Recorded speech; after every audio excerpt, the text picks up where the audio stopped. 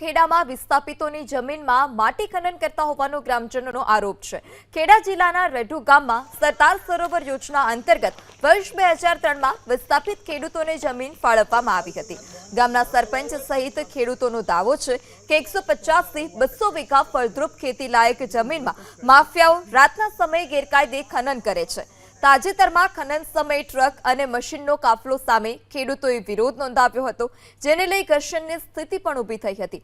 ખેડૂતોએ એવો પણ દાવો કર્યો કે જમીનને ખોટા કરારના આધારે વહેંચવાનું પણ કાવતરું રચાઈ રહ્યું છે।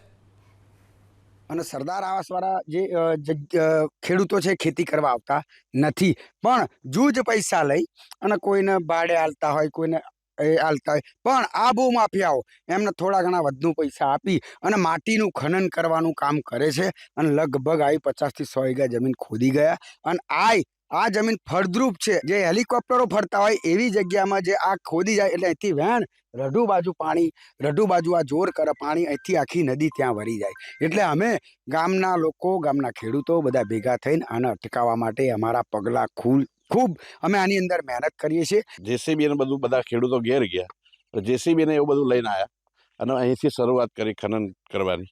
અને એક ખેડૂત કામ કરતો હતો, એને ખબર પડી કે અહીં ગાડી આવી છે, એટલે બધા ખેડૂતોને જાણ કરી, એટલે બધા ખેડૂતો રાત્રે પાછા આવ્યા, એટલે એને રોક્યો। એણે અમને બધાને એવું કહેલું છે કે તમે ખેડા નડિયાદ આટલામાં ક્યાંય મારી માટે જશો નહીં, તમે જતો સીધા ગાંધીનગર જશો તો જ હું મને કોઈ અટકાવી શકશે, બાકી તમને અહીં નજીક વાળા કોઈ અટકાવી શકશે નહીં। એટલે